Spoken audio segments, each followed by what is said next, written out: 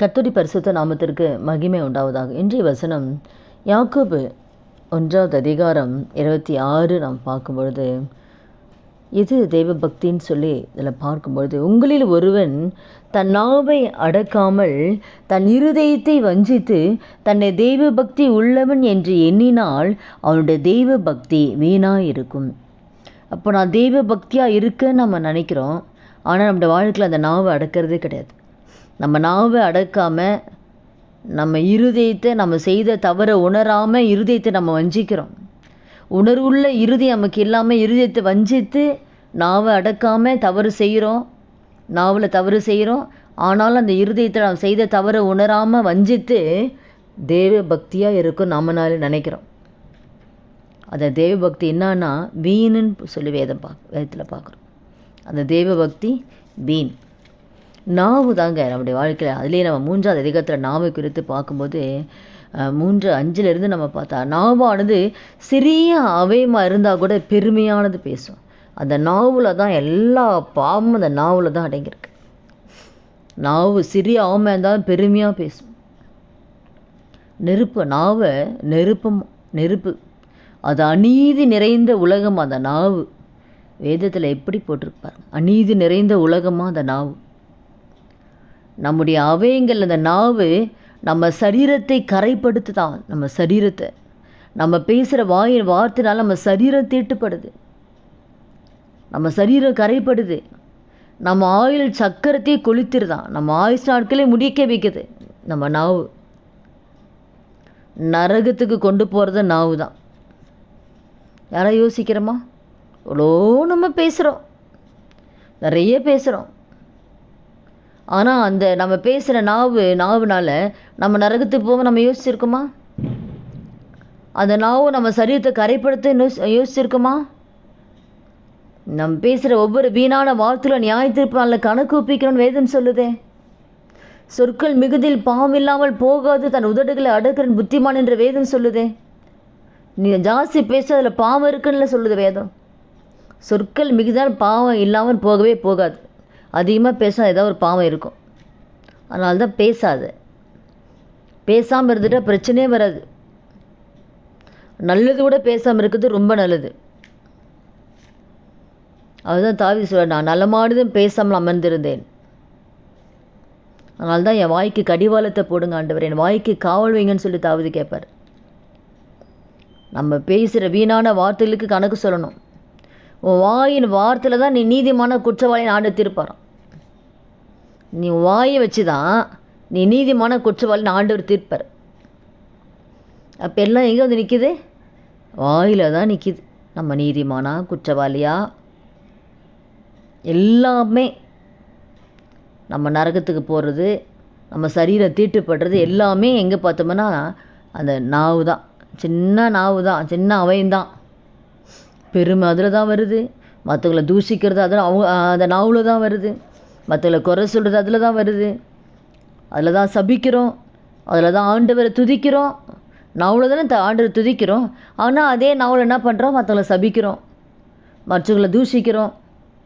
அந்த நாவில் தான் சண்டை போடுறோம். ஒரே நாவு தானே எல்லாமே செய்யுது. ஒரு கணத்தில் ஏதாவது ஒன்று தான் இருக்கணும், 2 இருக்கக்கூடாது. நம்முடைய நாவு எப்படி இருக்குது? நம்ம ஆராய்ஞ்சு பார்ப்போமா? எது தெய்வ பக்தி? நாவே அடக்காமல் தெய்வ பக்தி எப்படி இருக்கும்? இந்த நாளில் கூட சாவுக்கு ஏதுவான விஷம் நிறைந்தது அந்த நாவை அடக்க ஒரு மனுஷனாலும் கூடாது. அது அடங்காத பொல்லாங்குள்ளதும் சாவுக்கு ஏதுவான விஷம் நிறைந்ததான் நாவு. அப்போ இப்படிப்பட்ட ஒரு பயங்கரமான ஒரு அவயத்தை நாம் எந்த அளவுக்கு ஜாக்கிரதையாய் அந்த நாவை நாம் கை கொள்ளணும். இதில் ரொம்ப ஜாக்கிரதையாக இருக்கிறோம். நாம் நியாயத்தீர்ப்பே இந்த நாவில் தான் இருக்குது. நியாயத்தீர்ப்பு நாளில் கூட இந்த வார்த்தை கேட்க நம்ம ஒவ்வொருத்தர் வாழ்க்கையிலையும் ஒவ்வொரு நிமிடம் அதுதான் சாந்த குணத்தை தேவன் நம்மகிட்ட எதிர்பார்க்குறார். நிதானமாய் நடக்கிறவன் கர்த்தருக்கு பயந்து நடக்கிறான்.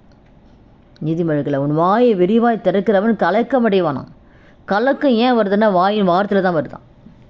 கலக்கம் ஏன் வருது, திகில் ஏன் வருது, ஏதோ ஒன்று எங்கேயாவது பேசிடுவோம், ஏட குடமாக பேசிடுவோம், அதனால் ஒரு பிரச்சனை, அதனால் ஒரு சண்டை. அந்த வாயில் தான் நிறைய கொலைங்கள்லாம் நடக்குது. எங்கே பார்த்தீங்கன்னா ஏதோ ஒன்று பேசிகிட்டு இருப்பான், அதை பழி வச்சு பழி வாங்கி நாளைக்கு உயிரே எடுத்துருவோம். அப்போ கலக்கம் எங்கே வருது? நாவில் தான். சுற்றி பார்க்கும்போது கடைசியில் இந்த கலக்கம் எங்கே வருதுன்னா நாவில் தான், நம்ம வார்த்தையில் தான் கலக்கம் வருது. ஏன் குடும்பத்தில் பிரச்சனை, ஏன் சண்டை, ஏன் பிரிவினை? நாவு தான். ஏன் விட்டு கொடுக்க தன்மை இல்லை? நிறைய குடும்ப பிரியத்துக்கு காரணம்னா நாவு தான். மன்னிக்கிற தன்மை இல்லை, பேசுகிறது நாவில் தானே பேசுகிறோம். நம்ம பேசுகிற வார்த்தை மற்றவங்க இருத்தை துக்கப்படுத்துது. எத்தனை பேர் அந்த வார்த்தையை தாங்க முடியாமல் மறிச்சிருக்கிறாங்க.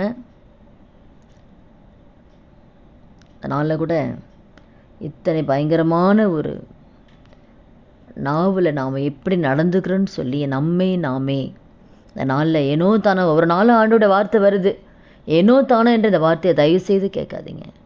இந்த வார்த்தை ஒவ்வொன்றும் ஆண்டருடைய வார்த்தைங்க.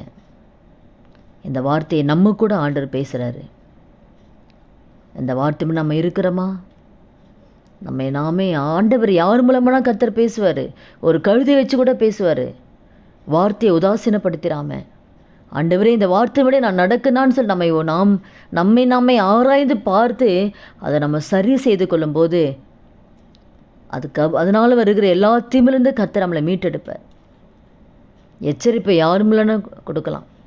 எதையுமே அற்பமாக நினச்சிடாதீங்க. கர்த்தர் பேசன்னு சொல்லி நம்முடைய என்ன குறை, நம்முடைய நாவுனால நம்ம என்ன தவறு செய்கிறோம், நம்ம எப்படி நடக்கலாம், நாமே ஆராய்ந்து ஒப்பு கொடுக்கலாமா? துதிகள் மத்தியில் வாசம் செய்கிற நல்ல தகப்பனே, இயேசுவின் நாமத்தில் நம்முடைய சமூகத்தில் வருகிறோம். இந்த வார்த்தை கேட்குற எங்களை ஒவ்வொருத்தர் வாழ்க்கையில் ஆண்டவரே, நாவை குறித்து நாங்கள் பார்க்கிறோம் அப்பா, எத்தனை பயங்கரமானது ஆண்டவரே. நாங்கள் இதெல்லாம் உணராதபடிக்கு ஆண்டவரே, நாவுனால் எத்தனை பாவம் செய்கிறோம். இந்த வேலை எங்கள் ஒவ்வொருடைய கரத்தில் ஒப்பு கொடுக்குற ஆண்டவரே. இந்த நாவுனால் எந்த காரியத்தை நாம் துக்கப்படுத்தி இருக்கிறோம் அப்பா. அன்று எந்த வீணான வார்த்தையினால எந்த காரணம் நாங்கள் குற்றவாளியாக நின்று கொண்டு இருக்கிறோம் அப்பா. தயவாக எங்கள் ஒவ்வொருத்தரையும் கர்த்தர் மன்னித்து எங்களை சுத்திகரித்து எங்களை பரிசுத்தப்படுத்தி இனி வருகிற நாட்களில் ஆண்டவரே அப்பா, நாவில் வாயின் வார்த்தை நாங்கள் ஜாக்கிரதையாக இருக்கக்கூடிய கிருபை கொடுங்க. எந்த வார்த்தை வீணான வார்த்தையில் பேசாதபடிக்கு, நலமானதையும் பேசாமல் எங்கள் ஒவ்வொருத்தர் வாய்க்கு கடிவாளத்தை போடுங்கப்பா. எங்கள் உதடுகள் மாசலை கர்த்தர் காத்துக்கொள்ளுங்க. உண்மை போல எங்களை மாற்றுங்க ஆண்டவரே. அப்படி நீங்கள் நடத்த போகிற தயவுக்காய் மக்கள் நன்றி செலுத்துக்கிறோம். இயேசு கிறிஸ்து நாமத்தில் ஜெபிக்கிறோம் நல்ல பிதாவே, ஆமேன். கர்த்தர் நாமத்துக்கு மகிமை உண்டாவதா.